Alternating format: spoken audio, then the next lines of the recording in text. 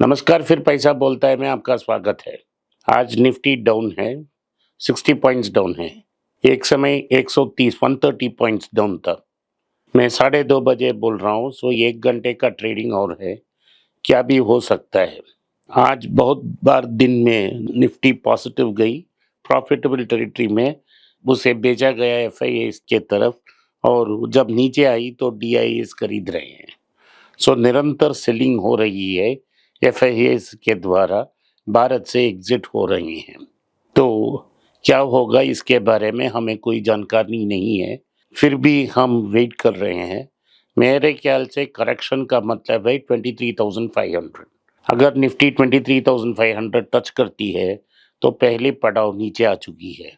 उसके बाद 2,000 पॉइंट और नीचे गई तो 21,000 को ब्रेक की तो हम बेयर मार्केट कह सकते हैं। अभी मैं सिर्फ ये कह सकता हूँ कि स्मॉल कैप और मिड कैप स्टॉक्स प्रेशर में हैं, शायद कुछ करेक्शन के बाहर गए हैं और बेयर मार्केट की तरफ जा रहे हैं। लार्ज कैप में ऑटो स्टॉक्स बहुत प्रेशर में हैं, निफ्टी बैंक स्टॉक्स बहुत प्रेशर में हैं, यही बोल सकता हूँ। ऐसे बैंक के अलावा सारी बैंक्स बहुत प्रेशर में हैं, और आप मनप्पुरम जैसे कंपनी को देखते हैं जो मिड कैप में है, वो भारी करेक्शन होकर पीक लेवल से बेयर मार्केट तक पहुंच गए हैं। तो ये स्टॉक पिकर्स का मार्केट है, जो आप स्टॉक्स आइडेंटिफाई कर आप पिकअप कर सकते हो। लेकिन ओवरऑल भारतीय इकोनॉमी वीक है, अभी ग्रोथ का इम्पेटस नहीं मिल रहा है और पर्सनल कंजम्पशन भी बहुत खराब है। यही रिजल्ट्स की नतीजे से हम कंक्लूजन्स ड्रॉ कर सकते हैं। बताया गया कि ट्रम्प की जीत के बाद स्टॉक मार्केट बहुत अच्छा करेगा। 2 दिन में लगभग 500 पॉइंट ऊपर गई थी, लेकिन आगे आने वाले 2 दिन में लगभग 300 पॉइंट नीचे गिर गई। सिर्फ 200 पॉइंट का बाउंस मिला, तो जो 2,800 पॉइंट नीचे गया इंडेक्स, और सिर्फ 200 पॉइंट ऊपर है। अभी भी एफआईएस निरंतर बेच रहे हैं, और ट्रम्प के जीत के कारण डॉलर सभी एक्सचेंजेस के अगेंस्ट गेन कर रही है, सारी करेंसी से अगेंस्ट गेन कर रही है। भारत की रुपी भी प्रेशर में है, कल भी नीचे गिरी थी। आज सुबह जब मैंने देखा तो 84 रुपया 40 पैसे तक पहुंच गया। लगता है कि आरबीआई बेचेगी डॉलर और 84-35 ऐसे नंबर में सिमट जाएगी, लेकिन 6 बजे ही पता लगेगी। लेकिन रुपया प्रेशर में है, 20-25 पैसा नीचे आ चुकी है। इसका असर गोल्ड की दाम में भी पड़ रहा है, क्योंकि हम गोल्ड इंपोर्ट करते हैं, भारत में गोल्ड इनफ नहीं है, तो हम बाहर से गोल्ड मंगवाते हैं। तो इसका मतलब है, जब ट्रम्प ने जीता, जैसे मैंने आपको भविष्यवाणी दी थी, गोल्ड की भारी करेक्शन हुई 3% की, उसके बाद 2.5% ऊपर गई। क्यों गई उसके लिए हम फिर से एक्सप्लेनेशन देंगे, लेकिन वो फुल कट भारत में कैप्चर नहीं हो पाई, क्योंकि रुपी वीकन हो रही है। जब डॉलर स्ट्रांग होती है तो गोल्ड नीचे आती है, रुपी भी नीचे आती है। इसीलिए फुल जो इम्पैक्ट है गोल्ड प्राइस डॉलर की ड्रॉप में, वो रुपी में नहीं कैप्चर होगा। तो क्यों रुपया वीक हो रहा है, इसका कारण ये है कि हमारा एक्सपोर्ट्स बहुत वीक है। मर्चेंडाइज एक्सपोर्ट्स नेगेटिव कॉन्ट्रैक्शन हो रही है, लेकिन इंपोर्ट्स बढ़ रहे हैं। इसके कारण रुपया में बहुत बड़ा प्रेशर है, और जो इंटरेस्ट रेट डिफरेंशियल है between US and Indian economy, वो कम होती जा रही है। तो लोग रुपया को बेचकर डॉलर वापस लेके जा रहे हैं, यही एग्जिट दिखा रही है, हमारे एफआईआईस कर रहे हैं। तो ओवरऑल रुपया को और नीचे आने पड़ेगा। दुबई में जो नॉन डिलीवरेबल फ्यूचर्स मार्केट हैं, उनके अनुसार और 3% तक करेक्शन आ सकती है 1 महीने में। सो मेरा कनेक्शन है कि अगर रिजर्व बैंक इंटरवेन नहीं करती है, 85 से लेके 86 तक जा सकती है, 85 to 86। ये आईटी स्टॉक्स के लिए बेहतर होगा, और फार्मा स्टॉक्स के लिए भी बेहतर होगा। बजाज ऑटो जैसे इंडियन ऑटो कंपनीज जो एक्सपोर्ट करते हैं, उनके लिए भी बेहतर हो रहा है। इस समय जापानीज येन, वियतनाम डोंग और सारी करेंसीज नीचे जा रहे हैं। चाइनीज रेहनबी भी नीचे जा रही है। ये सब हमारे एक्सपोर्ट कॉम्पिटिटर हैं, तो अगर रुपया और नीचे जाएगी तो हमें फ़ायदा मिलेगी, लेकिन इसका मतलब है जो हम इंपोर्ट करेंगे वो बहुत एक्सपेंसिव हो जाएगा। सो सोना, कच्चा तेल और सोयाबीन ऑयल और पाम ऑयल जो हम कुकिंग ऑयल इंपोर्ट करते हैं, इसका दाम में बढ़ावा आएगा और इन्फ्लेशन काबू में नहीं आएगा। अगर इन्फ्लेशन में काबू में नहीं आया तो आरबीआई का जो विगिल रूम है रेट कट करने के लिए वो नहीं होगा। कल एक दिन पोस्टपोन किया था जेरोम पाउल ने अपने मीटिंग को, क्योंकि originally election date counting date पे था, उसको एक दिन पोस्टपोन कर फेडरल रिजर्व का मीटिंग कल हुआ। उसमें 0.25% बेसिस पॉइंट रेट कट उन्होंने की। सो 4.5 टू 4.75 फेड रेट है। लगता है कि फेड रेट कट करना लगातार करेगी तो दिसंबर में और 0.25 कट होगी। अगर फेड ने रेट नहीं काटी होती तो गोल्ड गेन नहीं होती, क्योंकि फेड की रेट की कल काटी थी तो 2.5% गोल्ड में रैली हुई, क्योंकि डॉलर का दाम सस्ता होगा। ट्रम्प का पॉलिसी क्या होगा इसके बारे में हमको जानकारी अगली साल ही आएगी, तभी उनका टीम फुलफिल होगा और उसी का पॉलिसी उसी समय बाहर आएगा। लेकिन लगता है अमेरिका कंप्लीटली रेड हो गया है और एक राइटवर्ड शिफ्ट हो चुका है अमेरिका में। तो हम टैरिफ्स दे सकते हैं, उसी समय हम टैक्स कट्स भी देख सकते हैं। इसका मतलब है डेफिसिट बढ़ेगा, अमेरिका में गुड्स मोर एक्सपेंसिव होंगे और लगता है इन्फ्लेशन वापस आएगा। अगर ये जो डॉलर की स्ट्रेंथ है और गोल्ड की जो वीकनेस है वो शॉर्ट टर्म फिनोमिना होंगे, मैक्सिमम 12 मंथ्स के लिए रहेंगे। तो ये अगर डॉलर का गोल्ड करेक्शन होती है, आपका सोना में निवेश करना बहुत एक अच्छा सुनहरा मौका है आपके लिए। कल महिंद्रा एंड महिंद्रा का रिजल्ट आया था, 35% इंक्रीज इन प्रॉफिट्स।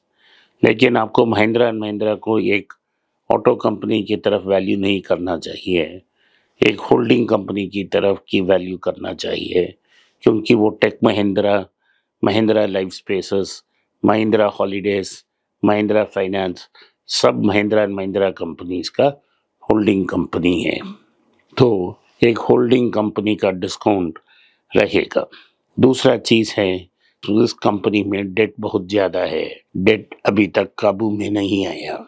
डेट को काबू में लाने से ही महिंद्रा का वैल्यू अनलॉक होगा, लेकिन अब तक के लिए तो बहुत अच्छा रिटर्न दे रहा है। टीसीएस ने एक बड़ा अनाउंसमेंट की कि उनको एयर फ्रांस और केएलएम के जॉइंट डील मिली है, अगली 4 साल की मल्टी लेयर डील, जिसे सेकेंड जनरेशन एआई डिप्लॉयमेंट के लिए है। टीसीएस और एयर फ्रांस का 30 साल का रिलेशनशिप है। ये रिलेशनशिप और स्ट्रेंथन हो गया इस डील के साथ, तो ये तो अच्छा न्यूज़ है। एनवीडिया, जैसे मैंने आपको कन्वे किया, सबसे दुनिया की सबसे मोस्ट वैल्यूएबल कंपनी में बाय डिस्टेंस हो गई है, एप्पल को पीछे छोड़कर। तो अभी वही सबसे बड़ा कंपनी होगा इस मार्केट में। आप डेफिनेटली फार्मा स्टॉक्स को कंसिडर कर सकते हैं, स्पेशली डॉक्टर रेड्डी और नाटको फार्मा, जो बहुत वैल्यू स्टॉक्स हैं। आप IndusInd bank, Karnataka bank, south Indian bank को भी कंसिडर कर सकते हो और आईटीसी को भी कंसिडर कर सकते हो। आईटीसी लगातार नीचे आ रही है और नीचे आने की चांसेस बहुत ब्राइट है। इंडियन होटल्स को कैलरिज नाम का एक होटल है लुटन्स दिल्ली में, उसका चाबी मिल गया है। तो वो दिल्ली में उनके 7 प्रॉपर्टी हो चुके हैं और ये एक प्रेस्टिजियस प्रॉपर्टी है। आज इंडियन होटल्स 6% ऊपर को चले गई है सेकेंड क्वार्टर रिजल्ट्स के वजह से। एक ज़माने में immediately after the attack on Taj, इसको आप 35 रुपया में खरीद सकते थे, आज 100 रुपया के आसपास ट्रेड हो रही है और बहुत बड़ा हीरे की सुई इसका स्टॉक बन चुकी है।